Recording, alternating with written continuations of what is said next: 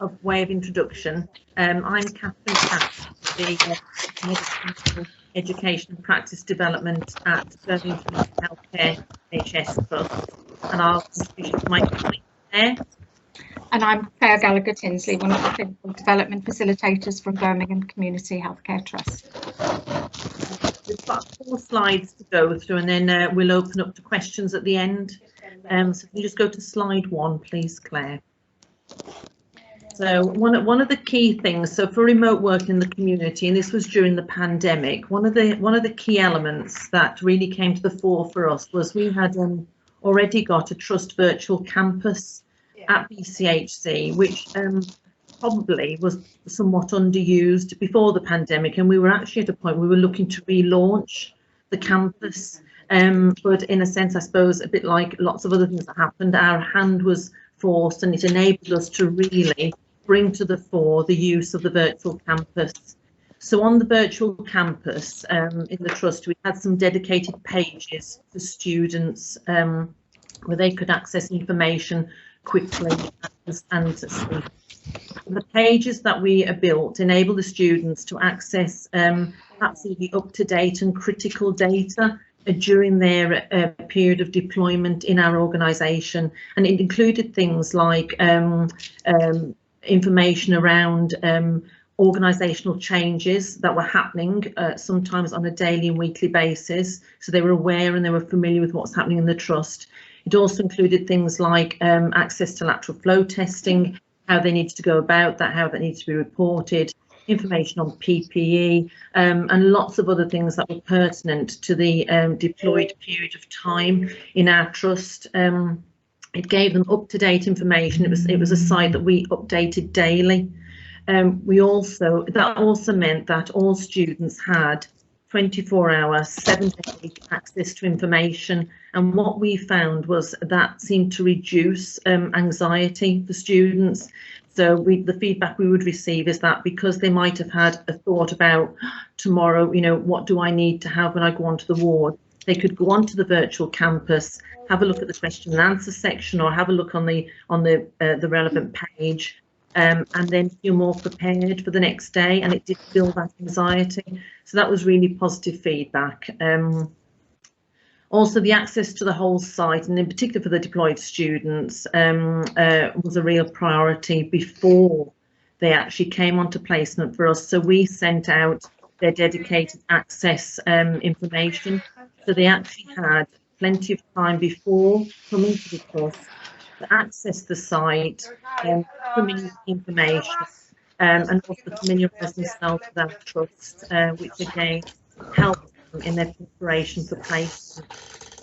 And what we have actually found as a Trust is that it's certainly one element that we want to make sure remains high on our agenda now that we're in the recovery phase. You know, we're looking at the site now and developing it more and more, looking at we've opened up some new placements in our early intervention community teams, and we're building the site for those teams now. And it's we've had some positive feedback from students. So if we go on to slide 2, and Claire's going to explain in more detail what that remote working was for the students. Thank you, Claire. Hi everybody. So just to pick up on what Catherine was talking about, our deployed students, the benefits of our virtual campus website was absolutely fantastic. So the deployed students, when the deployed students came out, they actually had a face-to-face induction with the clinical teams that they would be working with. But we were very, very mindful that the students that came out, the deployed students, had also got not only their competencies, obviously, to get signed off, but they were working in these new Band 3 and Band 4 roles. So we were able to put a lot of training around these new deployed roles that the students were taking on our virtual campus. And because obviously the students could access the campus, then they could access all the training that they needed to, not only for their deployed roles, which would obviously help with their competencies for their student nurse roles. One of the key things, I think, was that we managed to get the students engaged from the word go with the virtual campus. So they were able to complete the training. They actually had forms that they sent back to us, and we can monitor access on the virtual campus. So I suppose it's perhaps like big brothers watching you. We could monitor who's on and off the virtual campus, and it was delightful to see that the students actually were accessing and they completed the training that was requested of them, and it was really beneficial for all. So the positive real experiences of the virtual induction resources, we could hear feedback from the students. However, as students were now coming back into practice sort of later on, October, November time, and obviously numbers of supernumerary students were increasing.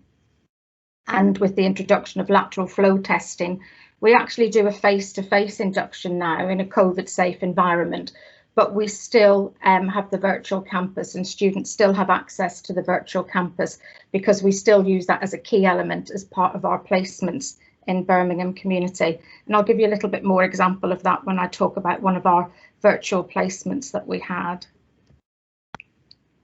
Another key thing that we found really beneficial during this very strange time that we've all been through was our virtual catch-ups. Now, before COVID hit, we used to do monthly student forums at Birmingham City Football Ground for our students.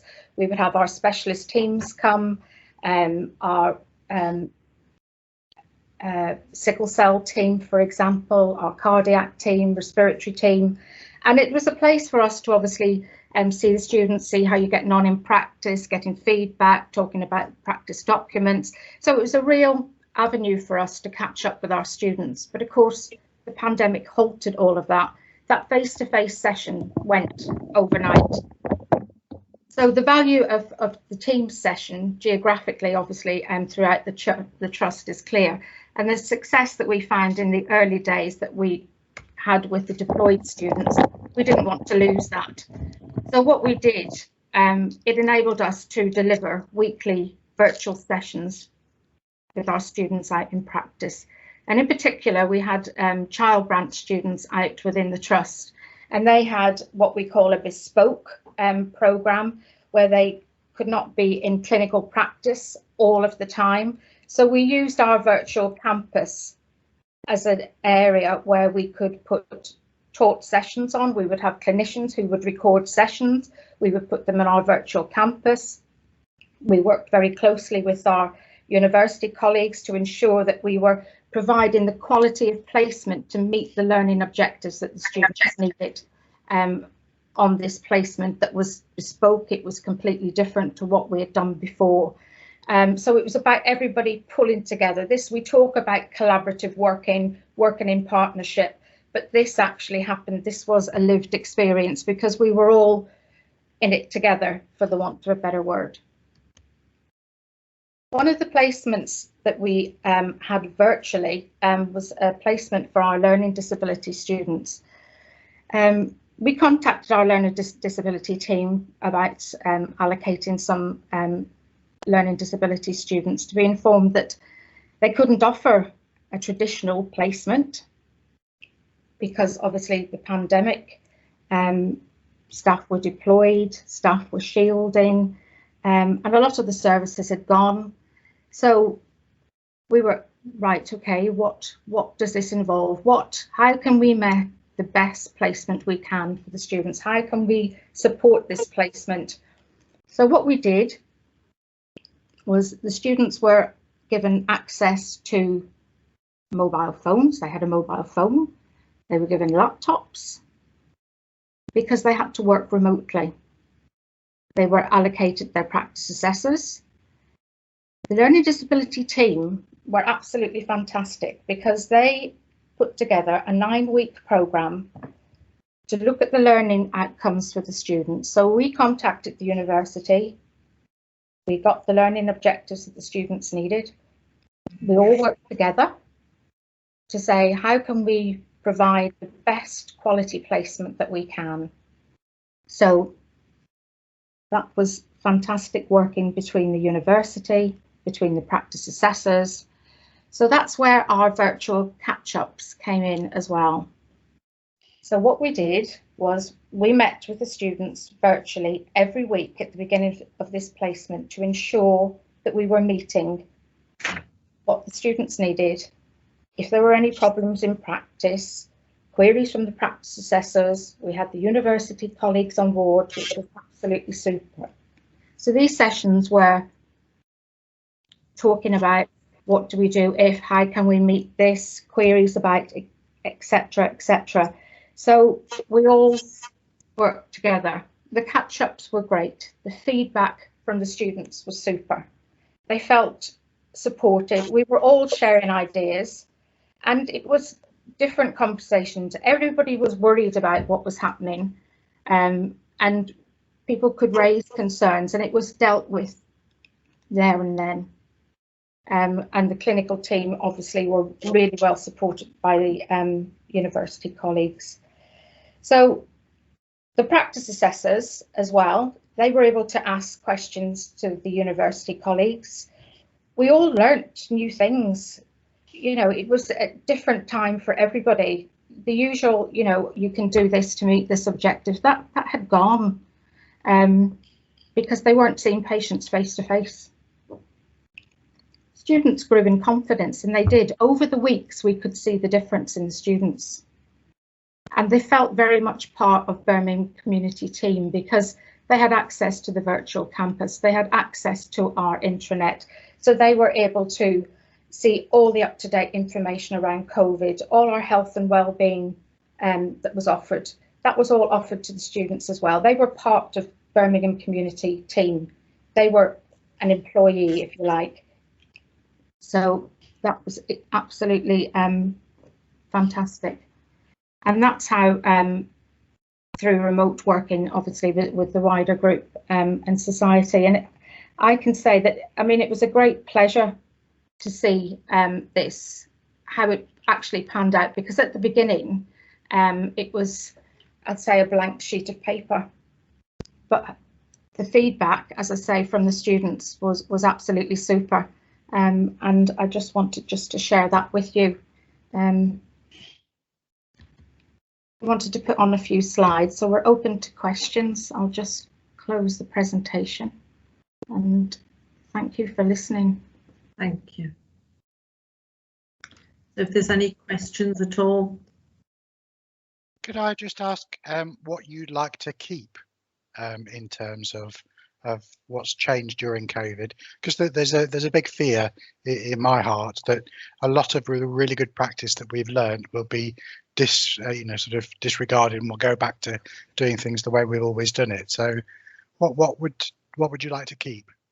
I think there's two key elements that we know as an organisation we want to keep. One is, as I mentioned, the virtual campus. It's a key element for community because we are so spread out naturally in different areas of Birmingham that it actually it's a definite central point for students, and as I said, really positive in the feedback.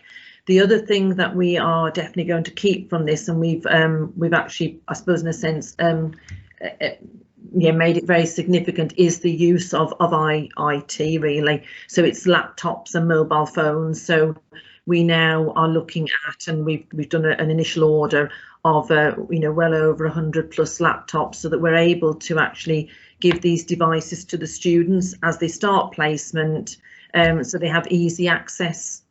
So they're the two key elements that are that we're definitely looking at. Claire, is there anything else from your perspective? I think it's the virtual catch-ups really.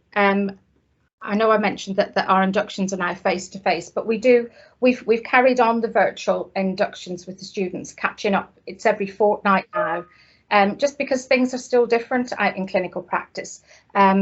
Things haven't gone back to normal, so we want to ensure that the students are meeting their learning outcomes, and if they're not, obviously we need to find out why and what we can put in place and how we can support our colleagues out in clinical practice to ensure that the students are meeting their outcomes. And for the student support, because students are still anxious about going out into practice, because some students haven't been out in a clinical placement for quite a few months, so there is, excuse me, still anxiety out there. So it's about that support mechanism for the students.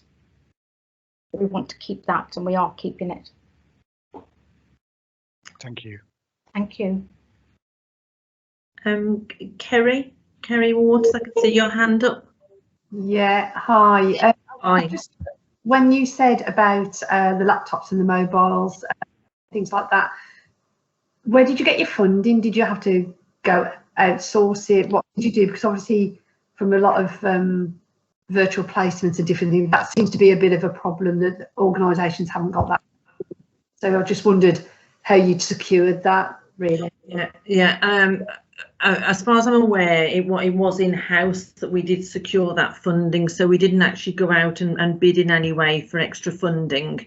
In fairness, as an organisation, we have always supplied laptops to our post-registration students, so we've got a flow through of laptops. So the laptops that we give to students, if you like, they're brought back into the service, so that it's a rolling program, if you like. So we've got a set number of laptops. As I said, it's over 100 laptops that have been there for quite a while, and then we regenerate them as students come and go, as they become too old. The mobile phones, again, it was something that we have always given back post-reg, and again, I think for the purpose of this, we only supplied so far for the 3rd year pre-registration students mobile phones where it was pertinent.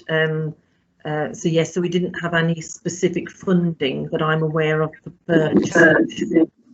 Yeah, I just think it's really, I think innovative practice that you brought in, and I think it's really good. I've been doing a project on placement expansion, and one of the things that's come up is about virtual remote working, and a lot of things that people are struggling with is the funding. And I did see that somebody had said about using the CPAP money, where I think people are looking at, but obviously not everybody's successful in those bids. I think that's probably just something that's got to be put into workforce agendas, but it's really interesting that it worked really positively for you. So thank you for that. Thank you. Thank you. So I can see Vicky's hand up. Yeah, I'm just really interested. You said you used Moodle, didn't you, as your platform for your? Did you have any issues getting that through IG within your organisation?